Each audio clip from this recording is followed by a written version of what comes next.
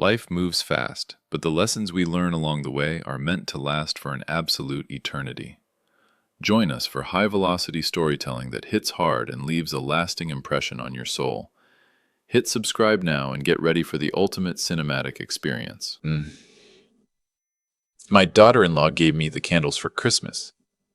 There were 3 of them, packed in a small wooden crate lined with shredded brown paper. Lavender, eucalyptus, and something she called night jasmine. She said she made them herself, in small batches, the old-fashioned way. She pressed them into my hands and smiled and said, "For you, Dad. I know you have trouble sleeping." I thought that was one of the kindest things anyone had ever done for me. My name is Gerald. I'm 64 years old. I spent 31 years as a high school history teacher in Boise, Idaho, and I retired 3 years ago with a pension, a small vegetable garden, and more books than I'll ever finish reading. My wife Carol passed away from ovarian cancer 6 years back. After she was gone, the house got very quiet. My son Ryan and his wife Diana lived about 40 minutes away in Meridian. They came for dinner most Sundays. I looked forward to those Sundays more than I ever admitted to anyone. I lit the first candle that same night. It was the lavender one. I set it on the nightstand the way Diana had suggested. She'd written a little note tucked inside the crate, light one before bed. "Let the room fill up. You'll sleep like you haven't slept in years." I remember reading that note twice, thinking how lucky Ryan was to have married someone so thoughtful. I fell asleep within the hour.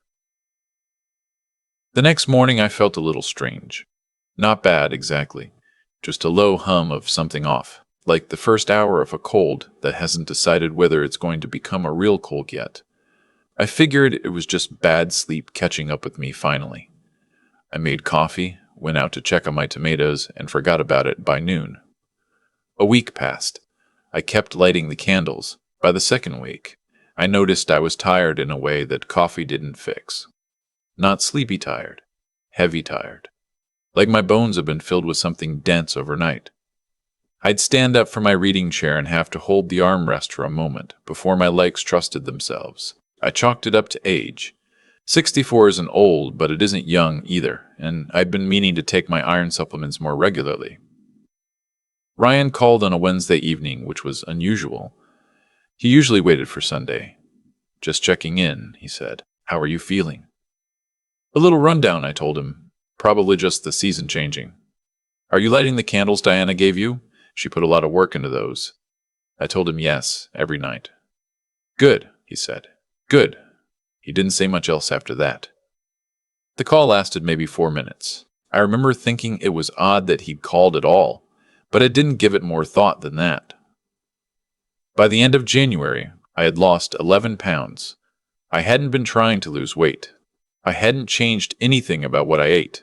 I noticed it first in my pants, which had started to gap at the waist, and then in the mirror, where my face looked drawn and pale in a way it hadn't looked since Carol was sick, and I'd spent 3 months barely eating. I made a doctor's appointment. My GP, Dr. Harlow, ran the standard panel: blood pressure, complete metabolic CBC, thyroid. He called me 4 days later and said everything looked surprisingly normal for a man my age. He suggested I try to eat more protein, get some gentle exercise, and see how I felt in 6 weeks. I went home and lit the eucalyptus candle. February was worse. The headaches started around the 4th of the month. Not sharp headaches, but a persistent dull pressure that sat behind my eyes and didn't fully leave even when I slept. I started waking up at 3 in the morning with my hands tingling. Both of them, the way a limb feels when it's been cut off from circulation. I'd shake them out in the dark and lie there waiting for the feeling to come back, staring at the ceiling. Ryan called again. Same thing, a Wednesday, out of the blue. "Still burning those candles?" "Yes," I said, "though honestly, I'm not sure they're helping my sleep as much lately."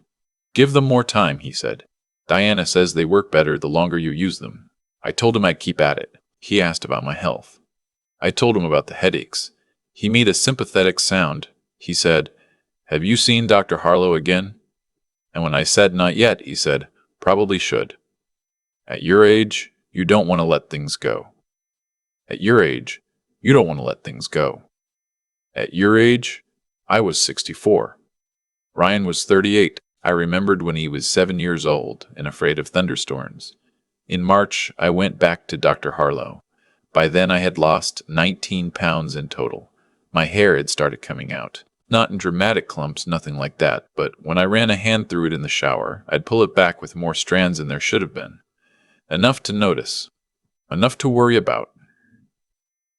Dr. Harlow looked genuinely concerned this time. He ran more tests. An MRI of my brain, checked my B12, my folate, my heavy metal panel, the standard one, zinc, lead, mercury. He referred me to a neurologist named Dr. Patel, who ran her own set of tests and found nothing definitive. She used the phrase idiopathic peripheral neuropathy and explained that sometimes the nervous system misfires for reasons that aren't immediately clear. She adjusted my gabapentin dosage and scheduled a follow-up in 8 weeks. 8 weeks. I drove home in the late afternoon light, feeling something I hadn't felt since Carol was diagnosed. A particular kind of fear. Not the sharp kind that hits you in a moment. The slow kind that builds in the background of everything, coloring every ordinary thing.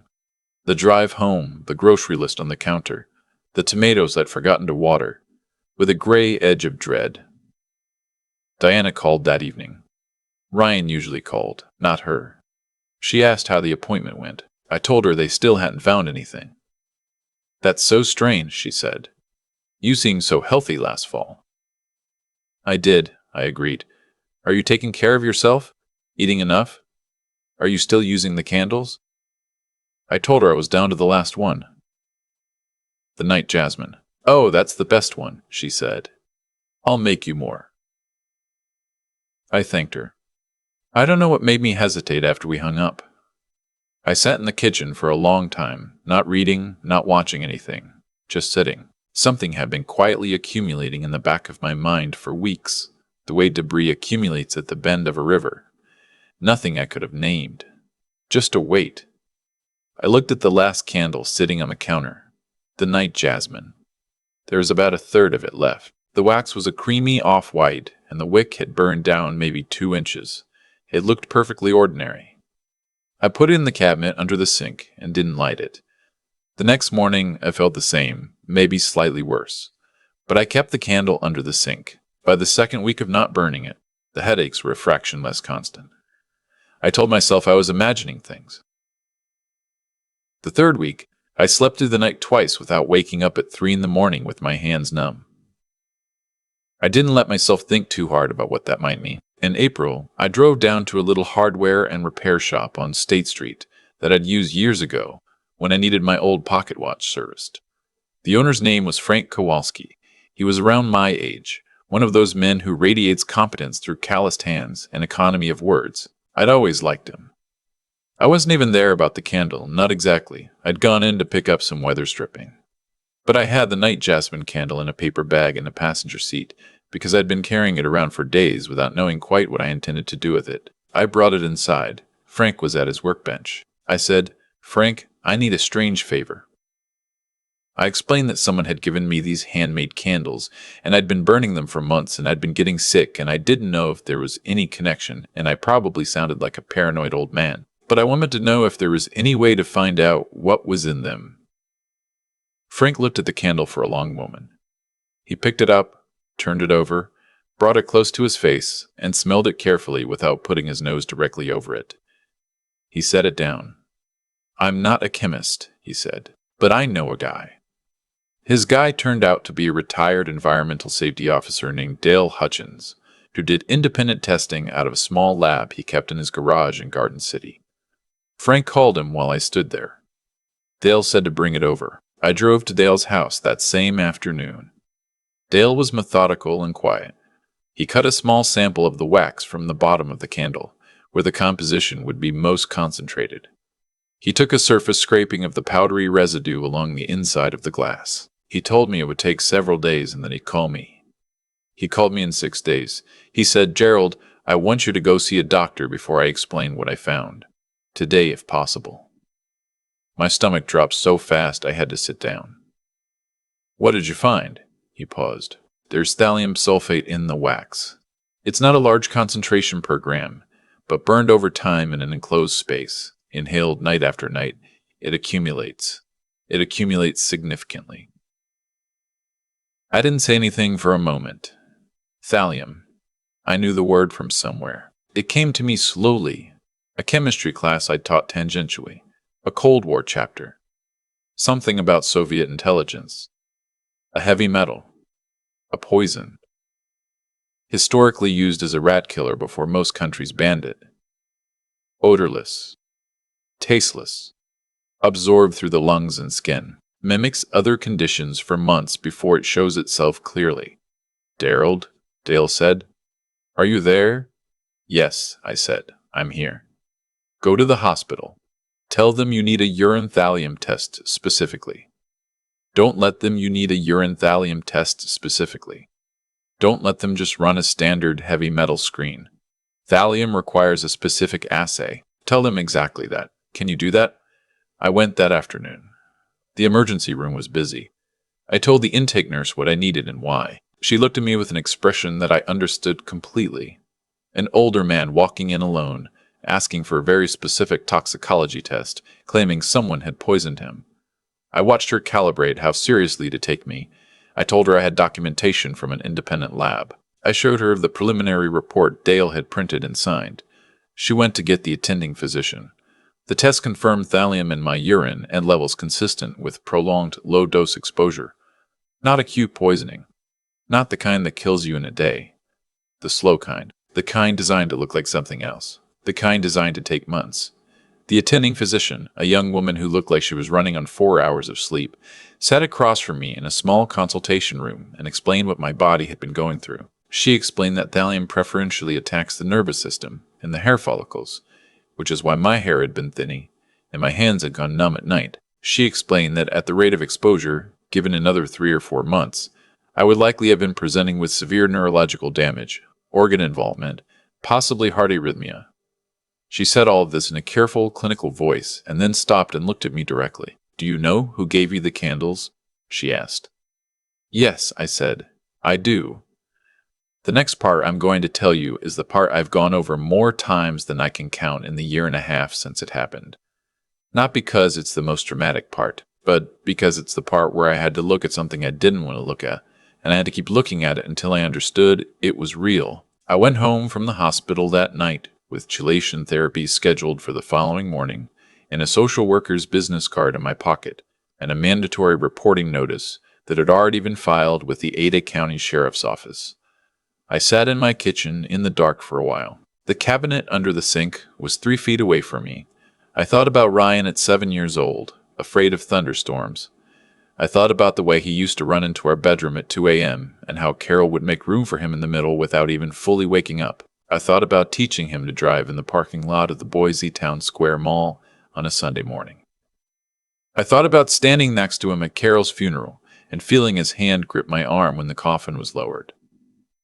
I sat there for a long time. Investigators interviewed me the following week. They were thorough and professional. They'd already pulled financial records. What they found was this. Ryan had taken out a $400,000 life insurance policy on me 8 months earlier, 2 months before the candles appeared under the Christmas tree. I had not known about this policy. It had been taken out without my knowledge, using a provision that, under Idaho law, a legal next of kin can initiate for an elderly parent under certain circumstances. Ryan had listed himself as the sole beneficiary. They also found that Ryan and Diana had recently refinanced their home twice in 18 months and carried approximately $190,000 in combined debt between credit cards and a failed business venture Diana had started the previous year. A candle-making business, in fact. The equipment was still in their garage. Diana had learned to infuse wax with compounds through a chemistry background she'd gotten from 2 years at Boise State before dropping out. The thallium sulfate had been purchased through an industrial chemical supplier using a business account set up under Diana's candle company name. The purchase record was still there.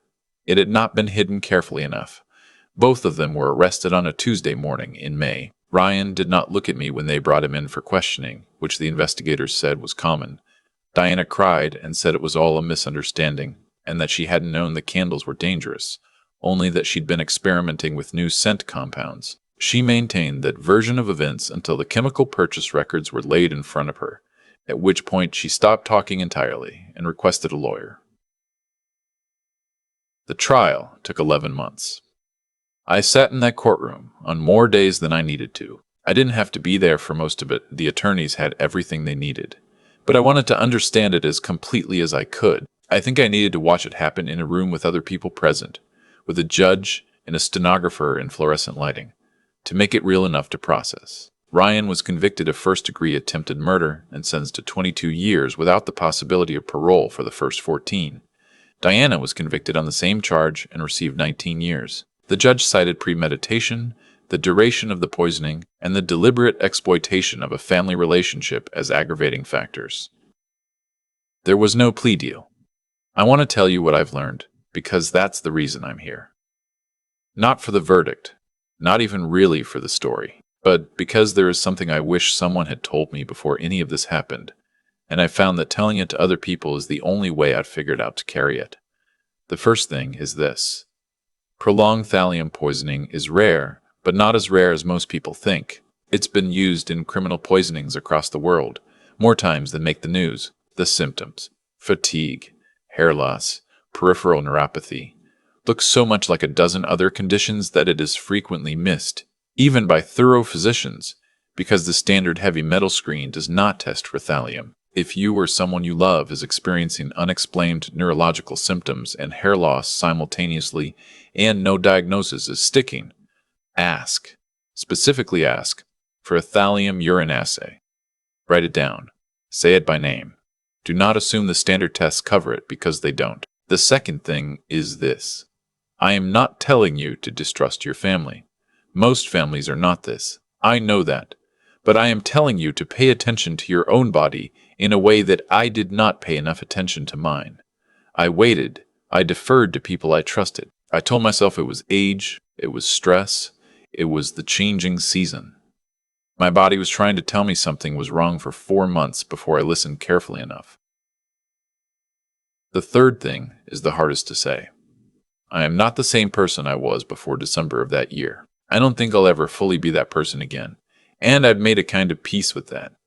I see a therapist every 2 weeks. I have a small group of friends, mostly other retired teachers. One neighbor named Ed, who brings me zucchini from his garden every August, whether I want it or not. And I've learned to let those people be more important than I used to let them be when I was busy being self-sufficient and quiet. Carol used to tell me I was too comfortable being alone. She said it like it was a flaw she'd learned to work around. I think about that a lot now. I still grow tomatoes. The garden got out of hand a little during the months when I was too sick to tend it properly, but I got it back under control by the following summer. There's something about putting your hands in dirt that I have always found clarifying. Nothing in the garden pretends to be something it isn't. A tomato is either growing or it isn't. The soil either has what it needs or it doesn't. I find that honest. If you're watching this, I want to ask you something, and I want you to take a moment before you scroll past. Is there anything in your life right now that your body is telling you doesn't feel right? Not a dramatic thing necessarily. Not something that would make a story. Just a quiet thing that you've been meaning to pay attention to and haven't yet. Pay attention to it, not because the explanation will always be something dark. Most of the time it won't be. Most of the time it'll be stress, or age, or nothing much. But the cost of paying attention is low, and the cost of not paying attention, I can tell you from the inside of that experience, is very high. I'm still here. I'm grateful every morning that I am. If any part of this reaches you, please share it with someone you care about. Not because it'll go viral, not because I need the views. I genuinely don't care about any of that. But because someone in your life might need to hear it, and you might be the person who gets it to them. Thank you for being here with me today. I've thought a lot about why things unfolded the way they did. Not in a bitter way. I'm past that now, mostly. But in the way a man thinks when he's had enough quiet time and enough distance to look at something clearly. What happened to me wasn't random. It was the result of choices, theirs, and some of mine too, if I'm honest. Ryan and Diana made a decision rooted in greed and impatience, and they built it on the assumption that I was too trusting to look closely at the people who claimed to love me. They weren't entirely wrong about that. I was trusting. I had spent 64 years believing that the people closest to you are the last ones you need to protect yourself from. That belief nearly killed me. But here's what I've come to understand. The same openness that made me vulnerable also saved me. Because I talked to Frank, because I didn't throw the candle away, I carried it around in a paper bag for 2 weeks, not quite ready to let the question go. Something in me refused to stop asking. That instinct, that small stubborn refusal to accept "I don't know" as a final answer, was the thing that turned everything around. Curiosity is a form of self-respect. I know that now in a way I didn't before. There's a pattern to how betrayal works, and once you've seen it, you can't unsee it. It always comes wrapped in care. It always presents itself as something you need. Diana didn't hand me a bottle labeled danger. She handed me candles and a handwritten note and a smile. The packaging was love. That's what made it effective. And that's what makes it so important to pay attention to results, not just intentions. Not because everyone is lying to you. They're not. But because your body keeps score even when your heart is willing to give the benefit of the doubt. I lost almost a year of my health to that slow poisoning. I lost something harder to name when I looked at my son in that courtroom. But I didn't lose myself. And I think that's the thing I want to leave you with, more than anything else. Gerald is still here, still growing tomatoes, still reading more books than he'll ever finish, still a little too comfortable being alone, probably, but working on it. The choices Ryan and Diana made will follow them for the rest of their lives. Not because I wish that on them, but because that is simply how actions work. What you do in the dark eventually stands in the light, in a courtroom, in front of a judge, in front of everyone who thought they knew you. There is no version of that story where the ending is different, because the ending is built into the choice itself. What I want for you, whoever you are, wherever you're watching from, is to carry your own instincts more carefully than I carried mine. Listen to your body. Ask the uncomfortable questions. Let the people around you earn your trust gradually, not just inherit it because of a title or a relationship. And when something feels wrong, even quietly, even without evidence, don't wait 6 months to take it seriously. You owe yourself that much. I wish I had believed that sooner.